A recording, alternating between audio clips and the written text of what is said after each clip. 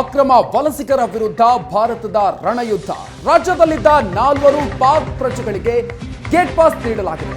ಕಡಿಮೆ ಅವಧಿಯ ವೀಸಾ ಹೊಂದಿದ್ದಂತಹ 4 ಗಡಿಪಾರಾಗಿದ್ದಾರೆ.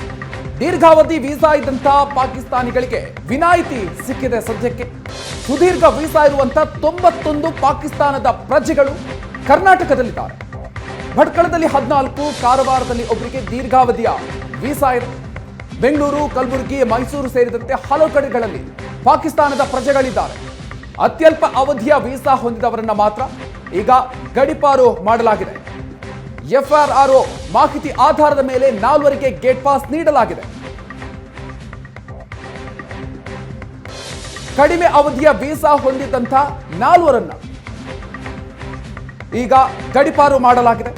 ಭಾರತವನ್ನ ಬಿಟ್ಟು ತೆರಳಿದ್ದಾರೆ. ಇನ್ನು ಮತ್ತೊಂದು ಕಡೆ ಇಲ್ಲಿ ರಾಜ್ಯದಿಂದ ಇನ್ನೂ ಕೂಡ ಪಾಕಿಸ್ತಾನಿಯರು ಹೋಗಿಲ್ಲ.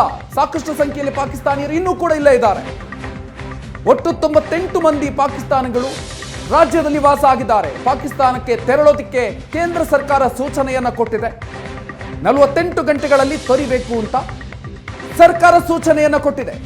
ಆದರೆ ಈವರೆಗೂ ಕೂಡ ಭಾರತವನ್ನ ಬಿಟ್ಟು ಪಾಕ್ ಪ್ರಜೆಗಳು ತೆರಳಿಲ್ಲ. ಗೃಹ ಸಚಿವಾಲಯಕ್ಕೆ ಪತ್ರವನ್ನ ಬರೆಯಲಿದೆ ಎಫ್ಆರ್ಆರ್ಒ. ಗಡುವು ಮುಗಿದ್ರೂ ಕೂಡ ಹೋಗದೇ ಇದ್ರೆ ಮುಂದೇನು? ಹಾಗಾದ್ರೆ ಗೃಹ ಸಚಿವಾಲಯದ ಸೂಚನೆಗೆ ಎಫ್ಆರ್ಆರ್ಒ ಕಾಯ್ತಾ ಇದೆ. ಗೃಹ ಸಚಿವಾಲಯದ ಸೂಚನೆಯ ನಂತರ ಮುಂದಿನ ಕ್ರಮವನ್ನ ತೆಗೆದುಕೊಳ್ಳಲಾಗುತ್ತೆ. ಹೆಚ್ಚಿನ ಡೀಟೇಲ್ಸ್ ಕೊಡ್ತಾರೆ ನಮ್ಮ ಪ್ರತಿನಿಧಿ ಶರತ್. ಇದೀಗ ನಮ್ಮ ಜೊತೆಗೆ ನೇರ ಸಂಪರ್ಕದಲ್ಲಿ ಜಾಯ್ನ್ ಆಗ್ತಾ ಇದ್ದಾರೆ. ಶರತ್, ಈಗಾಗಲೇ ಕೇಂದ್ರ ಸರ್ಕಾರದ ಸೂಚನೆಯ ಮೇರೆಗೆ 4 ಭಾರತದಿಂದ ಪಾಕಿಸ್ತಾನಕ್ಕೆ ವಾಪಸ್ ಆಗಿದ್ದಾರೆ. ಉಳಿದವರ ಕಥೆ ಏನು ಹಾಗಾದ್ರೆ?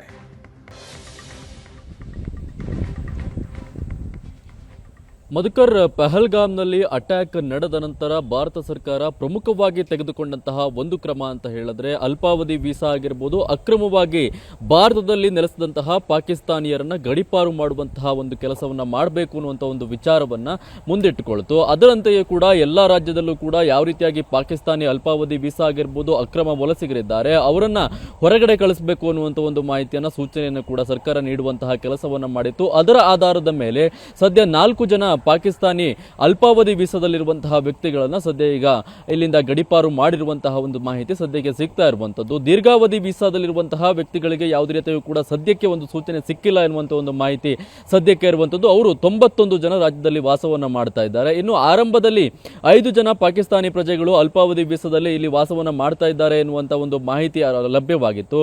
ಅದರಲ್ಲಿ ದಾವಣಗೆರೆಯ ಒಬ್ಬ ವಿದ್ಯಾರ್ಥಿ ಕೂಡ ಇದ್ದಾನೆ. ಅವನ MBBS ವಿದ್ಯಾಭ್ಯಾಸದ ಕಾರಣ ಆತ ಇಲ್ಲಿ ವಾಸವನ್ನ ಮಾಡ್ತಾ ಇದ್ದಾನೆ. ಆದ ಕಾರಣದಿಂದಾಗಿ ಆತನಿಗೆ ಒಂದಷ್ಟರ ಮಟ್ಟಿಗೆ ವಿನಾಯಿತಿ ಸಿಕ್ಕಿದೆ. ಇನ್ನುಳಿದಂತಹ 4 ಜನರನ್ನ ಇಲ್ಲಿಂದ ಗಡಿಪಾರು ಮಾಡುವಂತಹ ಕೆಲಸ ಆಗಿದೆ.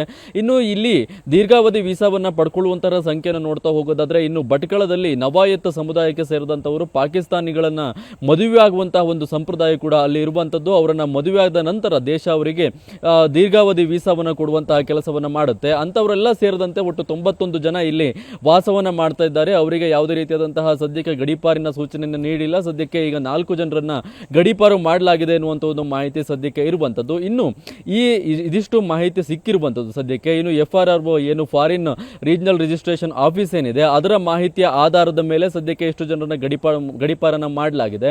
ಆದರೆ ಇನ್ನೂ ಯಾರಾದರೂ ಈ ವೀಸಾದ ಆಧಾರದಲ್ಲಿ ಇರುವಂತವರು ಇದ್ದಾರಾ ಅಥವಾ ಅಕ್ರಮವಾಗಿ ಪಾಕಿಸ್ತಾನದವರು ರಾಜ್ಯದಲ್ಲಿ ನೆಲೆಸುವವರು ಇದ್ದಾರೆ ಎನ್ನುವಂತ ಒಂದು ಆಧಾರದಲ್ಲಿ ಎಲ್ಲರೂ ಕೂಡ ಹುಡುಕಾಟವನ್ನ ಮಾಡುವಂತಹ ಕೆಲಸವನ್ನ ಮಾಡ್ತಾ ಇದ್ದಾರೆ. ಏನಾದರೂ ಅಂತವರು ಕೂಡ ಕಂಡು ಬಂದ್ರೆ ಅವರನ್ನು ಕೂಡ ರಾಜ್ಯದಿಂದ ಗಡಿಪಾರು ಮಾಡುವಂತಹ ಕೆಲಸವನ್ನ ಸದ್ಯಕ್ಕೆ ಮಾಡಲಾಗುತ್ತೆ. ಇನ್ನು ಕರ್ನಾಟಕ ಮಾತ್ರವಲ್ಲದೆ ದೇಶಾದ್ಯಂತ ಈ ಕೆಲಸವನ್ನ ಎಲ್ಲಾ ಸರ್ಕಾರಗಳು ಮಾಡ್ತಾ ಇರುವಂತದ್ದು. ಎಲ್ಲಿ ಈ ರೀತಿಯಾಗಿ ಅಕ್ರಮವಾಗಿ ವಲಸಿಗರಾಗಿ ಬಂದಂತವರಾಗಿರ್ಬೋದು ಅಥವಾ ಅಲ್ಪಾವಧಿ ವೀಸಾದಲ್ಲಿ ಇಲ್ಲಿ ರಾಜ್ಯದಲ್ಲಿ ಆಗಿರ್ಬೋದು, ಇತರ ದೇಶದಲ್ಲಿ ನೆಲೆಸಿರುವಂತವ್ರು ಯಾರಿದ್ದಾರೆ ಅವರೆಲ್ಲರೂ ಕೂಡ ಹೊರಗಡೆ ಕಳಿಸುವಂತಹ ಕೆಲಸವನ್ನ ಸದ್ಯಕ್ಕೆ ಅಧಿಕಾರಿಗಳು ಮಾಡ್ತಾ ಇರುವಂತದ್ದು. Madhukar, okay, thank you Sharath ಡೀಟೇಲ್ಸ್ಗೆ.